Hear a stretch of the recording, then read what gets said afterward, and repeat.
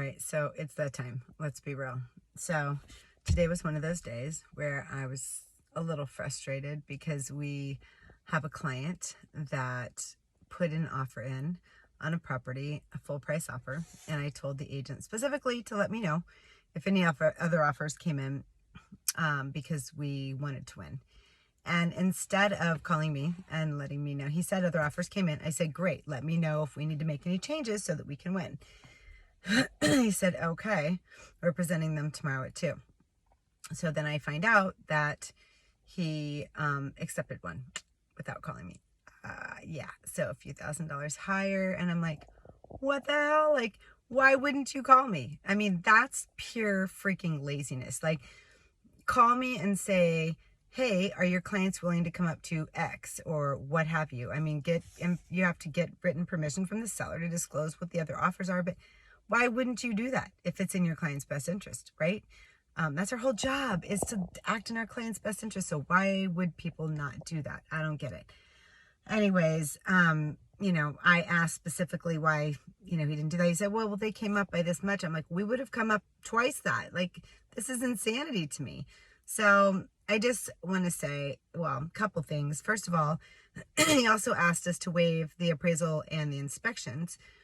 And of course, I educated the buyer because we need to do that. If we're going to be doing those things, oh my gosh, we're seeing a lot of it. Make sure that you are educating your buyer on what the consequences are if they do that. Because if somebody waives an appraisal and isn't then on the hook for the difference and you didn't tell them, that's going to be a problem. It's probably coming out of your pocket, just saying. Or if something's wrong with the property and they waived the inspection period and you didn't tell them what the consequences could be, that's a huge, huge problem. It boggles my mind, and I don't like that at all. I don't like to waive inspections. I mean, I want to know if the roof is caving in, and he didn't even have a clue report. So I'm like, so can we have the clue report? And he said, well, there's nothing on it, but I'll get it. And I'm going, yeah, so I have to have that. I'm not just going to take your word. I mean, sorry, but we all know it has to be in writing, right? So I just think there's so many weird things going on out there, and I just think they're dangerous, and I think we need to be really careful, and we really need to put a lot of thought into what we're doing right now and the consequences for us later. So let's say that the buyer moves into the house, waived inspections, you didn't give them all the appropriate information in writing, and then the roof is caving in. Who do you think they're going to call? You. And then what's going to happen? You're going to have a lawsuit on your hands, and nobody wants that. So just pay attention, guys. Like, just because we're in a crazy market doesn't mean we have to do stupid shit. Like, let's do good stuff. Let's make sure that our clients' interests are protected. That's our whole job. Let's make sure we're getting the most money for our clients that we can, and not, cutting corners because we're lazy and we don't want to send out a multiple counter or pick up the phone and call the agents and say, give us your highest and best, or say, hey, we're at X, or ask the seller if you can disclose.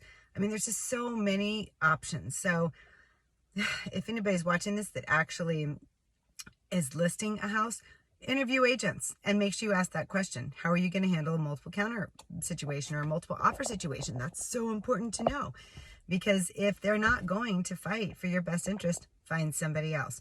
About 10% of the agents do all the business in town. There's a reason for that. It's because they bust their ass and they do it well. So just don't take chances. Don't cut corners. If you're an agent that doesn't have a lot of business and you're in a hurry, bad program. Don't do that. Don't be in a hurry. Slow down. If you need help, ask your broker.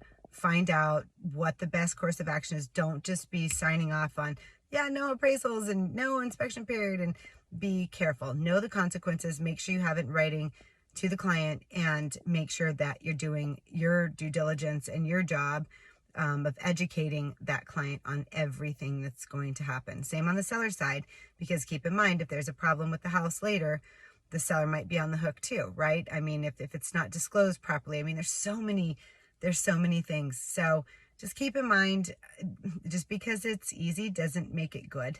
We're all, in this crazy situation where we're trying to, work multiple things. And I don't even sell that much anymore. I mean, I'm primarily coaching and training, but right now I have to jump in and I'm helping people because there's so much going on. We have appraisals coming in short. We have people that, you know, need help. They have so many clients, and I mean, good program. It's a good problem to have. We do need more listings though. It's just saying. And we can't keep them on the market to save our lives. Good problem to have. However, the inventory is so down that it's so frustrating. I mean, trying to find something for a buyer, as you know, is really hard. But that's another thing. Get your ass out and go walk the neighborhood. And if they know where they want to live, don't be lazy. Don't be a lazy agent. Don't do that. Go walk the neighborhood, talk to everybody. You know, I mean, there's so many ways to get information. I mean, you can get a call list. Now you've got to scrub it. You make sure you investigate that. Don't get yourself in trouble just picking up the phone and calling. But at the end of the day, there's just so many options. Don't be a lazy agent. You're probably going to pick up a listing and maybe get the buyer the property that they want at the same time. Good program. Do that. So let's keep chugging along, and let's do it safely. And if there's anything that you'd like to share, I'd love to hear it. Send me videos. You know, I'd love to know what else is going on. I mean, I know there's 1,000 things going on right now, but I'd love to hear it from other points of view. So anyways, let's keep it real and keep moving on.